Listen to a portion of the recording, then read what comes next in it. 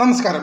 ഏതും ഫ്ലിക്കിന്റെ ഏറ്റവും പുതിയ വീഡിയോയിലേക്ക് മാന്യ പ്രേക്ഷകർക്ക് സ്വാഗതം. ഇന്ന് നമ്മൾ പറയാൻ പോകുന്നത് ഒരു വ്യത്യസ്തമായ വിഷയമാണ്. മറ്റൊന്നല്ല, ലോക ചാപ്റ്റർ 1 ചന്ദ്ര എന്ന ചിത്രം ഇതിനോടകം തന്നെ മലയാളത്തിലെ ഏറ്റവും വലിയ വിജയ ചിത്രമായി മാറിക്കഴിഞ്ഞിരിക്കുന്നു.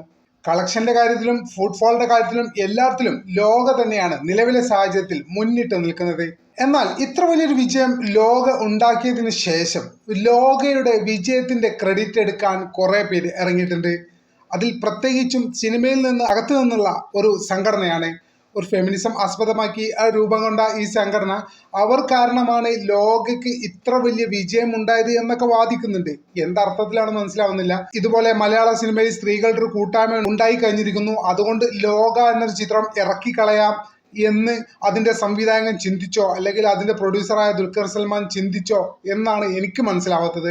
അതുകൊണ്ടാണോ ലോക എന്ന ചിത്രം ഉണ്ടായത് എന്നുള്ളതും സാമാന്യ ബുദ്ധി കൊണ്ട്, നമ്മളൊക്കെ ബുദ്ധി കുറഞ്ഞ ആളുകളായിട്ട് ആയതുകൊണ്ടായിരിക്കാം, സാമാന്യ ബുദ്ധി കൊണ്ട് ആലോചിച്ചിട്ട് എനിക്ക് മനസ്സിലാവുന്നില്ല. കുറച്ച് ഫെമിനിസ്റ്റുകൾ നാട്ടിലുണ്ട്, അതുകൊണ്ട് നമുക്ക് ഒരു ഫീമെയിൽ ഓറിയന്റഡ് ആയിട്ടുള്ള സബ്ജക്റ്റ് സിനിമയാക്കണം എന്ന് തീരുമാനിച്ചതാണോ ക്രൂ എന്ന് എനിക്ക് എത്ര ആലോചിച്ചിട്ടും മനസ്സിലായില്ല. അവർ ആ പറഞ്ഞതിന്റെ പൊരുളെന്താന്ന് ഇതുവരെ എനിക്ക് മനസ്സിലായിട്ടില്ല. ഇങ്ങനെ സംഘടന ഉള്ളത് കൊണ്ട് ഇങ്ങനെ സിനിമ ഇറങ്ങി എന്നൊക്കെ പറയുന്നത് വളരെ ബാലിശമാണ് എന്ന് പറയാതിരിക്കാൻ യാതൊരു തരവുമില്ല. പിന്നെ മറ്റൊരു കൂട്ടർ മലയാളത്തിലെ ഏറ്റവും വലിയ താരത്തിന്റെ ഫാൻസുകാരാണ്.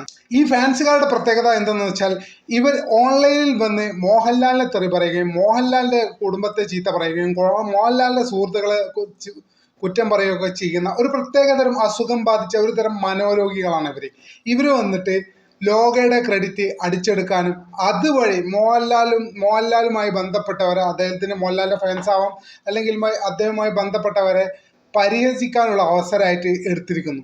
എന്തിനാണെന്ന് എനിക്ക് മനസ്സിലാവുന്നില്ല.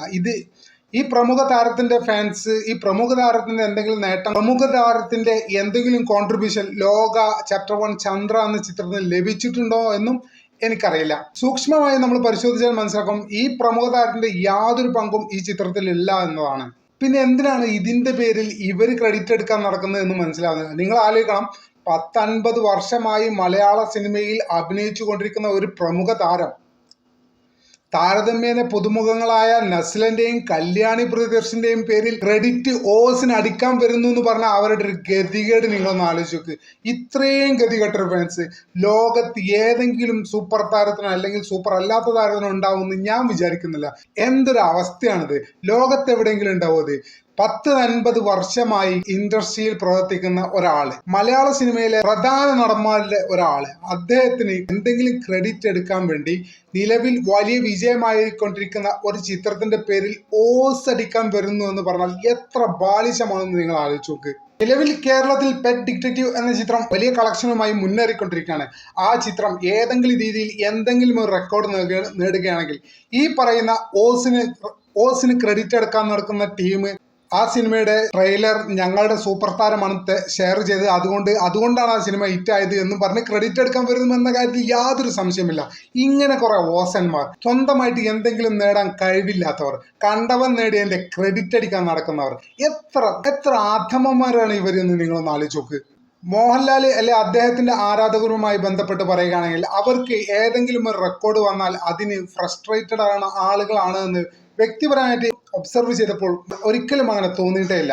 അവർക്ക് എന്താണോ നഷ്ടപ്പെട്ടത് അല്ലെങ്കിൽ ഏത് റെക്കോർഡാണോ തിരുത്തപ്പെട്ടത് എന്ന് അത് തിരിച്ചു പിടിക്കാനുള്ള കാലിബറും ആരാധകരുടെ പിന്തുണയും മോഹൻലാലിനുണ്ട് എന്നുള്ള വിശ്വാസം അദ്ദേഹത്തിന്റെ ഫാൻസിന് എപ്പോഴും ഉണ്ട് എന്നാണ് ഞാൻ വിചാരിക്കുന്നത്. അവർ മോഹൻലാൽ എന്ന അവരുടെ പ്രിയപ്പെട്ട താരത്തിന്റെ കഴിവിൽ അത്രയേറെ കോൺഫിഡൻസ് ഉള്ളവരാണ്. മോഹൻലാൽ എന്ന് പറഞ്ഞാൽ മലയാളത്തിൽ റെക്കോർഡ് ഇടുകയും തകർക്കുകയും ചെയ്യുന്ന ആളാണ്. പിന്നെ അൾട്ടിമേറ്റ് ആയിട്ട് ഇതിൽ പറയേണ്ട വേറൊരു കാര്യമുണ്ട്. ഏത് റെക്കോർഡും മോഹൻലാൽ ആവട്ടെ അല്ലെങ്കിൽ കല്യാണി പ്രിയദർശൻ ആവട്ടെ, ദിലീപ് ആവട്ടെ, പൃഥ്വിരാജ് ആവട്ടെ, ആര് റെക്കോർഡ് ഇട്ടാലും ഒരു റെക്കോർഡും നിലനിൽക്കാനുള്ളതല്ല എന്നുള്ള സാമാന്യ ബോധം എല്ലാവർക്കും നല്ലതാണ്. റെക്കോർഡ് എന്ന് പറഞ്ഞാൽ എന്താണ്? ഈ റെക്കോർഡ് എന്ന് പറഞ്ഞാൽ രേഖപ്പെടുത്തുന്നത് തിരുത്താൻ കൂടി ഉള്ളതാണ് എന്നുള്ള ഒരു സാമാന്യ ബോധം എല്ലാവർക്കും എപ്പോഴും ഉണ്ടായിരിക്കുന്നത് നല്ലതാണ്. ഉദാഹരണത്തിന് നമ്മൾ പറയുകയാണെങ്കിൽ ദൃശ്യം എന്ന സിനിമയുടെ വേൾഡ് വൈഡ് കളക്ഷൻ പ്രേമം എന്ന ചിത്രം തകർത്തു. എന്നാൽ ഒട്ടും വൈകാതെ തന്നെ പുലിമുരുകൻ എന്ന ചിത്രത്തിലൂടെ മോഹൻലാൽ തിരിച്ചു പിടിച്ചു. ഇതേ പുലിമുരുകന്റെ റെക്കോർഡ് 2018 എന്ന സിനിമയും മഞ്ഞുമൽ ബോയ്സ് എന്ന സിനിമയും തകർത്തു. തുടരും എന്നൊരു ചിത്രം വന്ന് ഈ പറഞ്ഞ 2 സിനിമകളുടെയും റെക്കോർഡ് തകർത്തു. ഇപ്പോൾ ലോകം വന്നിരിക്കുന്നു. തുടരും എന്ന സിനിമയുടെ റെക്കോർഡ് തകർത്തിരിക്കുന്നു. നല്ല കാര്യം, പുതിയ റെക്കോർഡുകൾ ഉണ്ടാകട്ടെ.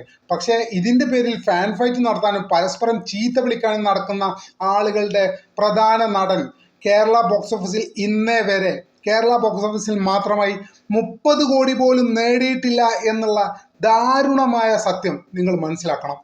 ഓസിന് ക്രെഡിറ്റ് അടിക്കാൻ നടക്കുന്നവരെ നിങ്ങൾ ഇത് ശരിക്ക് തിരിച്ചറിയേണ്ട ഒരു വിഷയമാണ്. അദ്ദേഹത്തിന്റെ സിനിമ ഇറങ്ങുമ്പോൾ ആ സിനിമ പ്രദർശിപ്പിക്കുന്ന തിയേറ്ററിന്റെ അടുത്തേക്ക് കൂടി വഴി തെറ്റിയെങ്കിലും നിങ്ങൾ ആരും പോകാറില്ല എന്ന് ഏറ്റവും നന്നായിട്ട് അറിയുന്ന ആള് അദ്ദേഹം തന്നെയാണ്. അദ്ദേഹം പഴയ ഒരു ഇന്റർവ്യൂവിൽ ഈ കാര്യം വ്യക്തമായിട്ട് പറഞ്ഞിട്ടുണ്ട്. നിങ്ങളെ നന്നായിട്ട് അറിയാവുന്ന അദ്ദേഹം തന്നെയാണ്. നിങ്ങൾ അദ്ദേഹത്തിന്റെ പേരിൽ ഓസിന് ക്രെഡിറ്റ് എടുത്ത് മറ്റുള്ളവരെ ആക്ഷേപിക്കാൻ നിൽക്കരുത് ദയവായി. ഇങ്ങനെയൊക്കെ ആണെങ്കിലും നിങ്ങൾ ഒരു കാര്യം മനസ്സിലാക്കുക. ദൃശ്യത്തിന് പ്രേമം തകർത്തു, പ്രേമത്തിന് പുലിമുരുകൻ തകർത്തു, പുലിമുരുകനെ 2018 മഞ്ഞുമൽ ബോയ്സും തകർത്തു, അതിനെ തുടരും തകർത്തു. ഇപ്പോൾ ഇതാ തുടരും എന്ന സിനിമയുടെ ലോക ചാപ്റ്റർ 1 ചന്ദ്ര എന്ന ചിത്രം തകർത്തു. നിങ്ങൾ ഇതിൽ മനസ്സിലാക്കേണ്ട ഒരു കാര്യമുണ്ട്.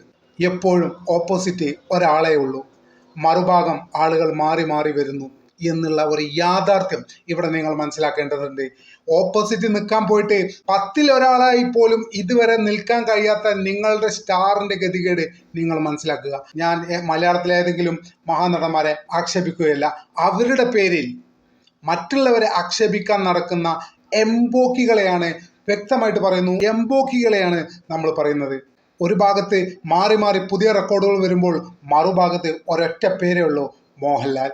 അല്ലാതെ പ്രമുഖ നടന്മാരെ പോലെ ആ സ്റ്റാറാണ്, ഈ സ്റ്റാറാണ്, ഫേസ് ഓഫ് ഇന്ത്യൻ സിനിമയാണ്, മൂക്ക് ഓഫ് ഇന്ത്യൻ സിനിമയാണ് എന്നൊക്കെ പറഞ്ഞ് PRമാരെ കൊണ്ട് തള്ളിച്ചിട്ട് അവസാനം ഇറങ്ങിയ 2 പടങ്ങൾ OTTക്ക് പോലും വേണ്ടാതെ അട്ടത്ത് മാറാല പിടിച്ചു കിടക്കുകയാണ് എന്ന യാഥാർത്ഥ്യം അദ്ദേഹത്തിന്റെ പേരിൽ യുദ്ധം നടത്തുന്ന മറ്റുള്ളവരെ ആക്ഷേപിക്കുന്ന ആളുകൾ ഓർത്താൽ വളരെ നല്ലതാണ്. അദ്ദേഹത്തിന്റെ മകൻ പ്രൊഡ്യൂസ് ചെയ്തു, അതുകൊണ്ട് അദ്ദേഹത്തിന്റെ മകനായതുകൊണ്ട് അദ്ദേഹത്തിന്റെ മകനാണല്ലോ പ്രൊഡ്യൂസ് ചെയ്തത് എന്ന് പറഞ്ഞ് അതിന്റെ പേരിൽ ക്രെഡിറ്റ് ഓസാൻ നടക്കുന്നവരെ ഇതിന് ഏറ്റവും നന്നായി പറയാൻ സാധിക്കുക നിങ്ങളുടെ ഗതികേട് എന്നാണ്. നിങ്ങളുടെ ഗതികേടിനെ നിങ്ങൾ ശപിക്കുക. നിങ്ങളുടെ ഗതികേടുമായി മുന്നോട്ട് പോകുക. മറ്റൊരു വീഡിയോയുമായി ഒട്ടും വൈകാതെ ഉടൻ തന്നെ കാണാമെന്ന പ്രതീക്ഷയോടെ തൽക്കാലത്തേക്ക് വിട പറയുന്നു. ചാനൽ ഇതുവരെ സബ് ചെയ്യാത്ത ആളുകൾ ഉടൻ തന്നെ ചെയ്യണമെന്ന് വളരെ വിനീതമായി അഭ്യർത്ഥിക്കുന്നു. നന്ദി, നമസ്കാരം.